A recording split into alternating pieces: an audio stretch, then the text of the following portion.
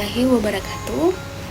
Perkenalkan, saya Fitriyanti Juna dari Fakultas Ilmu Sosial Prodi Pendidikan Pancasila dan Kewarganegaraan Universitas Negeri Gorontalo.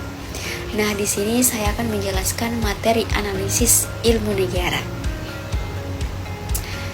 Nah, ilmu negara atau ilmu politik merupakan bidang studi sosial yang menyelidiki sistem politik, pemerintahan, kekuasaan, serta perilaku manusia dalam lingkup negara. Nah, elemen ini seperti organisasi negara, proses penyusunan, interaksi antara negara, dan dinamika sosial politik. Nah, analisis ilmu negara melibatkan cara sistematis untuk memahami dan menjelaskan fenomena ini dengan metode ilmiah, termasuk pengumpulan data, penerapan teori, dan interpretasi. Metode analisis utama di bidang ilmu negara menggunakan berbagai pendekatan utama yang sering digabungkan untuk mendapatkan wawasan yang lebih dalam. Pendekatan deskriptif menjabarkan fakta-fakta politik seperti susunan pemerintahan atau hasil pemilihan. Contoh, memeriksa konstitusi suatu negara untuk memahami distribusi kekuasaan. Pendekatan komparatif, menyamakan sistem politik di antara negara atau periode berbeda. Contoh, membandingkan demokrasi di Indonesia dan Amerika Serikat guna untuk melihat variasi dalam keterlibatan masyarakat. Pendekatan teoritis, yaitu menerapkan teori seperti konsep kekuasaan, misalnya dari Machiavelli atau Foucault, untuk menjelaskan dinamika politik. Contoh, mengkaji bagaimana dominasi oligarki mempengaruhi kebijakan ekonomi. Selanjutnya, pendekatan kuantitatif, memanfaatkan data statistik dan model matematis. Contohnya analisis regresi untuk memperkirakan efek kampanye politik terhadap pemilih. Pendekatan kualitatif, yaitu melibatkan wawancara studi, kasus, atau pemeriksaan teks. Contoh, menganalisis pidato presiden untuk memahami gaya retorika politik. Nah, selain itu ada contoh analisis ilmu negara diterapkan dalam pembuatan kebijakan publik, seperti merancang perubahan sistem pemilu atau dalam riset akademik. Contohnya konkret, analisis pemilihan umum 2024 di Indonesia bisa mengungkapkan pengaruh media sosial terhadap opini masyarakat. Nah, dengan mengandalkan data survei dan teori komunikasi politik. Nah, ilmu negara adalah disiplin ilmu sosial yang secara mendalam dan sistematis mempelajari berbagai dimensi kekuasaan, pemerintah, dan interaksi manusia dalam konteks politik. Analisis dalam ilmu negara bukanlah sekedar deskripsi permukaan tentang peristiwa politik sehari-hari, melainkan proses intelektual yang kompleks untuk memahami, menjelaskan, dan bahkan memprediksi fenomena-fenomena seperti pembentukan kebijakan publik, dinamika konflik antara negara, evolusi sistem demokrasi, perilaku pemilihan dalam pemilihan umum, atau dampak globalisasi terhadap kedaulatan nasional. Nah, hal ini memungkinkan analisis untuk menghasilkan wawasan yang tidak hanya deskriptif tetapi juga preskriptif, membantu dalam pengambilan keputusan yang lebih baik di tingkat individu, masyarakat, atau negara. Nah, salah satu metode analisis utama yang paling mendasar adalah analisis institusional yang menekankan pada struktur formal atau aturan yang membentuk sistem politik suatu negara.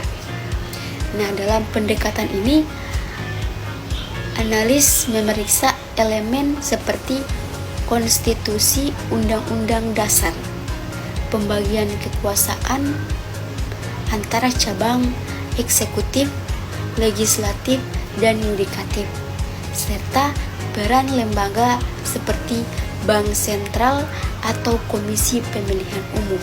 Misalnya dalam konteks sistem presidensial seperti yang diterapkan di Amerika Serikat, presiden dipilih secara langsung oleh rakyat dan memiliki masa jabatan tetap yang membuatnya lebih mandiri dari parlemen.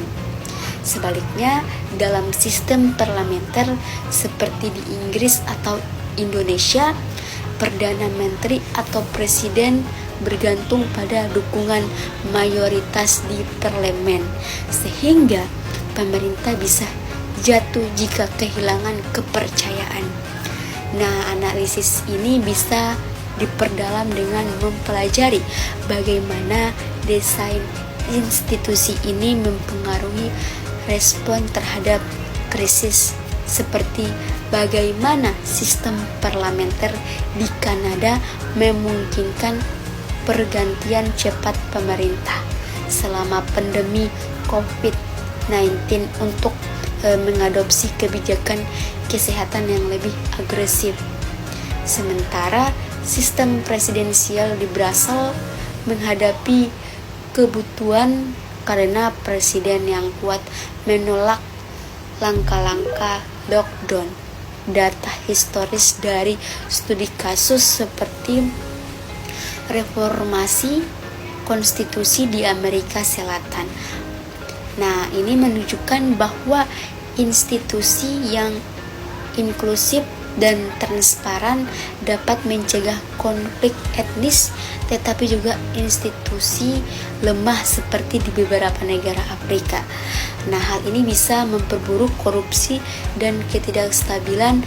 Analisis institusional juga sering melibatkan evaluasi reformasi, seperti bagaimana perubahan aturan pemilu di Meksiko pada tahun 1990-an membantu transisi dari otoritarisme ke demokrasi dengan memperkenalkan sistem profesional yang lebih adil. Analisis ilmu negara terlihat dalam berbagai konteks praktik yang luas. Dalam analisis pemilu misalnya, analisis mengintegrasikan data demografis, ekonomi, dan historis untuk membangun model prediktif seperti digunakan dalam pemilihan presiden Amerika Serikat di tahun 2020, di mana faktor seperti migrasi urban, polarisasi media sosial, dan dampak pandemi diprediksi memengaruhi hasil dengan akurasi model mencapai 90% berdasarkan data pra-pemilu.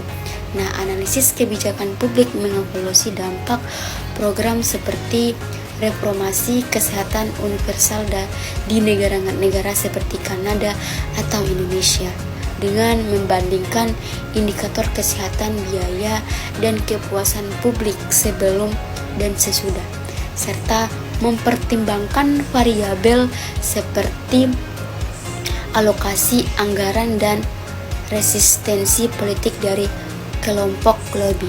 Nah, analisis konflik seperti studi tentang terorisme di Timur Tengah mengeksplorasi akar penyebab geopolitik, misalnya intervensi asing, ekonomi, misalnya kemiskinan, dan ideologis, misalnya ekstremisme agama, menggunakan peta GIS untuk memvisualisasikan zona resiko dan memprediksi eskalasi dengan contoh dari analisis ISIS yang menunjukkan bagaimana propaganda online merangkut anggota dari seluruh dunia. Nah, analisis ini juga diterapkan dalam isu-isu global seperti migrasi, di mana studi komparatif membandingkan kebijakan Eropa dan Amerika Latin menunjukkan bahwa pendekatan humanis lebih efektif dalam mengurangi ketegangan sosial.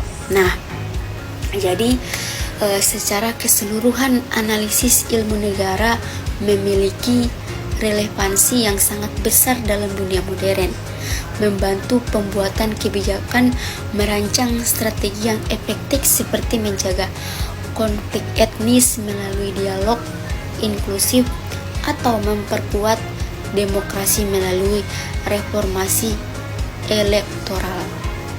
Namun tantangannya tidak kecil, termasuk resiko biasa subjektif dari analis yang mungkin dipengaruhi oleh ideologi pribadi, kompleksitas data yang sering tidak lengkap atau bias, misalnya data survei di negara otoriter yang tidak jujur, serta dinamika politik yang cepat berubah akibat globalisasi teknologi dan peristiwa tak terduga seperti pandemi atau bencana alam. Misalnya, analisis yang tergantung pada data historis mungkin gagal memprediksi peristiwa seperti Arab Spring di tahun 2011 yang dipicu oleh kombinasi faktor ekonomi dan media sosial yang sulit diantisipasi.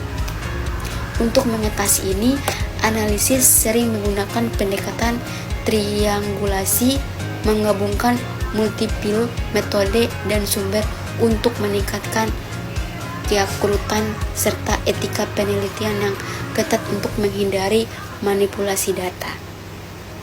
Nah, sekian dari saya. Lebih dan kurangnya saya mohon maaf. Wassalamualaikum warahmatullahi wabarakatuh.